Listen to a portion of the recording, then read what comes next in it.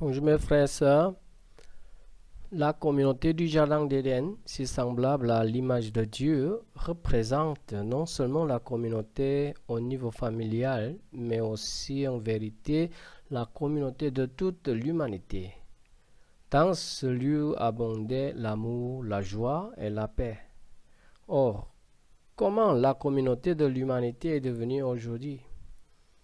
D'un côté du globe, on vit dans l'abondance de nourriture, alors que de l'autre côté, une multitude de gens meurent encore de faim.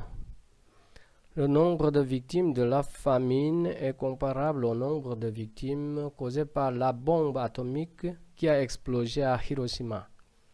C'est comme si une bombe comparable explosait tous les 3 jours dans le monde. La guerre et la faim sont les résultats dramatiques de l'activité humaine. Elles ont été créées délibérément par l'homme.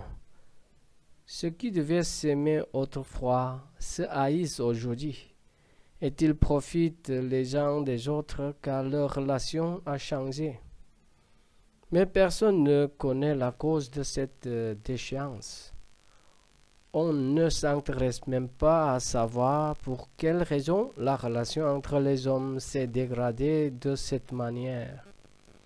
L'origine de cette affaire est devenue totalement indifférente à l'homme. On se préoccupe aujourd'hui seulement des conséquences apparentes produites par la détérioration de ce rapport. Depuis quand toute l'humanité s'est séparée comme aujourd'hui? On s'est séparés, comme vous le savez, depuis Adam et Ève dans le Jardin d'Éden. Pour quelle raison la relation entre les hommes s'est dégradée? C'est à cause de la consommation d'un seul fruit que Dieu a interdit de manger dans le Jardin d'Éden. C'est clair. On appelle ça le péché originel. À cause du péché originel, Adam et Ève sont séparés de Dieu. Mais ce n'est pas tous les effets du péché originel. Il y a les 4 conséquences dans Genèse chapitre 3. Avant de parler de cela, on révise un peu. Ce que Dieu a interdit de manger, c'est le fruit de l'arbre de la connaissance du bien et du mal. Ce n'est pas le fruit ordinaire comme une banane. Si on mange ce fruit, on connaît du bien et du mal. C'est pour ça que Dieu l'a appelé le fruit de l'arbre de la connaissance du bien et du mal. On peut connaître du bien et du mal selon sa volonté comme Dieu le Créateur. L'Éternel Dieu dit, maintenant que l'homme est devenu comme l'un de nous, pour la connaissance du bien et du mal. L'homme est devenu comme Dieu en se faisant égal à Dieu, le Créateur. C'est le plus grave. C'est pour ça qu'on appelle le péché originel le péché mère. C'est plus grave que la désobéissance qu'on m'a répondu pour le péché originel.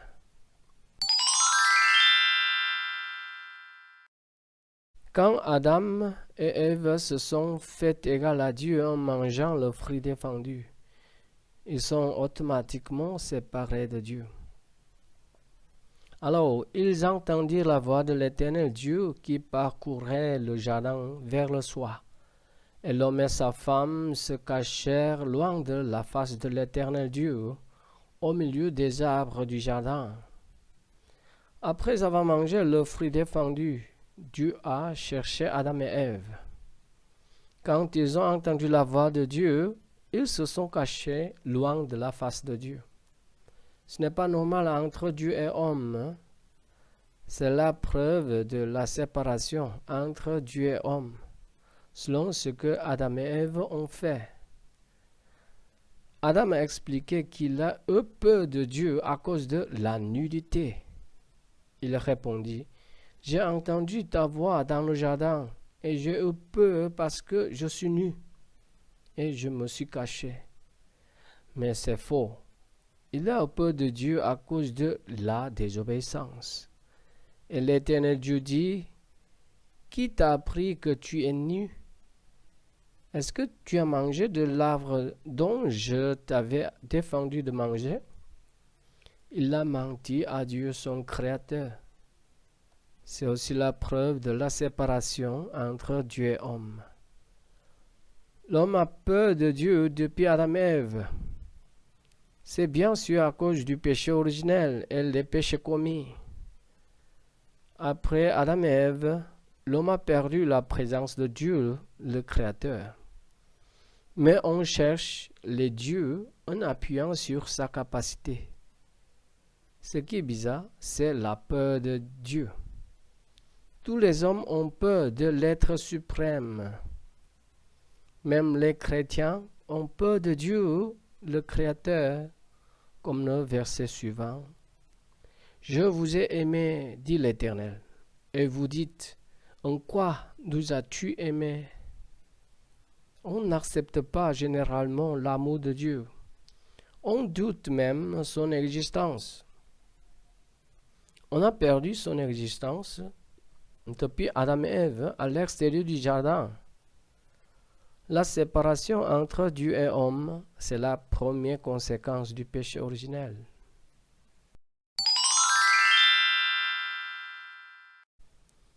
La deuxième séparation qu'on peut trouver dans le chapitre 3, c'est la séparation entre homme et femme.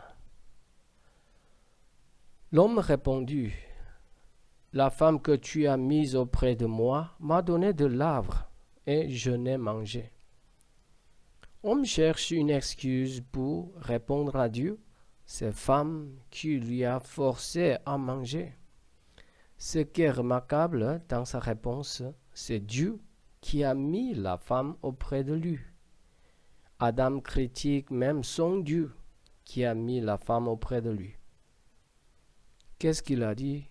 Quand Dieu a amené la femme vers l'homme, l'homme dit, « Voici cette fois celle qui est os de mes os et chair de ma chair. On l'appellera femme parce qu'elle a été prise de l'homme. » Il a crié avec la joie. Elle était son alter ego. Il y a l'amour, la paix et la joie entre homme et femme. Mais après avoir mangé, on a perdu l'amour, la paix et la joie. Il rejette la faute sur la femme et sur son Dieu. Les hommes sont devenus comme ils. La terre était un continent. Après assez de temps, un continent est séparé en plusieurs continents et îles incomptables. Comme un continent, les hommes étaient un. Mais après avoir mangé le fruit défendu, la relation entre les hommes est détruite. Comme vous voyez aujourd'hui, nous avons tellement beaucoup d'actualités sur les crimes causés par la séparation entre les hommes.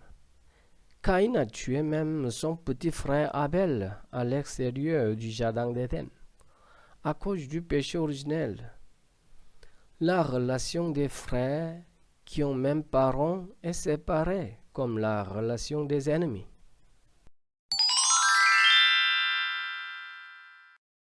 La troisième séparation est arrivée à l'intérieur de chacun. Cela vous est inconnu, je crois. Les yeux de l'un et de l'autre s'ouvrirent. Ils connurent qu'ils étaient nus, et ayant cousu des feuilles de figuier, ils s'en firent des ceintures. Après avoir mangé le fruit défendu, Adam et Ève, ils connurent qu'ils étaient nus. Avant de manger, ils n'ont pas connu leur nudité? Non. Dieu vit tout ce qu'il avait fait et voici, cela était très bon. Parce que c'était très bon pour Dieu après avoir créé l'homme. Les yeux de l'homme fonctionnaient très bien. Alors, ça veut dire quoi le verset 7? Ça veut dire qu'ils jugent que la nudité est le mal selon leur volonté. Avant de manger le fruit défendu, ils ont jugé que la nudité est le bien. L'homme et sa femme étaient tous de nus, et ils n'en avaient point honte. Après avoir mangé le fruit défendu, la nudité n'est plus le bien. cela devient la honte, c'est-à-dire le mal, selon leur volonté. L'homme n'est pas pareil qu'avant. L'homme n'accepte plus la nudité pour le bien. Il y a le changement à l'intérieur de l'homme. Il juge soi-même. L'homme a un autre ego à son intérieur qui juge soi-même. La nudité n'est pas bonne selon soi-même. L'homme ne satisfait plus soi-même. On l'appelle un complexe. Cela signifie un sentiment d'infériorité qui se manifeste par de la timidité. Tout le monde a les complexes, sans exception. On juge soi-même, alors on n'est pas content de soi-même parfaitement, comme Adam et Ève avant de manger le fruit défendu. On juge selon sa volonté toutes les choses qu'on voit. On juge son voisin et sa voisine selon sa volonté.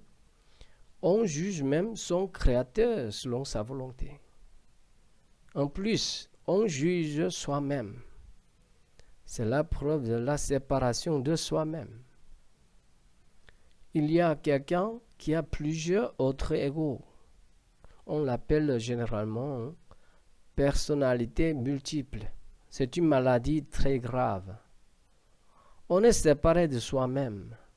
C'est pour ça qu'on ne satisfait plus soi-même comme on verse de l'eau dans un grand pot de terre sans fond. C'est la troisième séparation à cause de la consommation, le fruit défendu.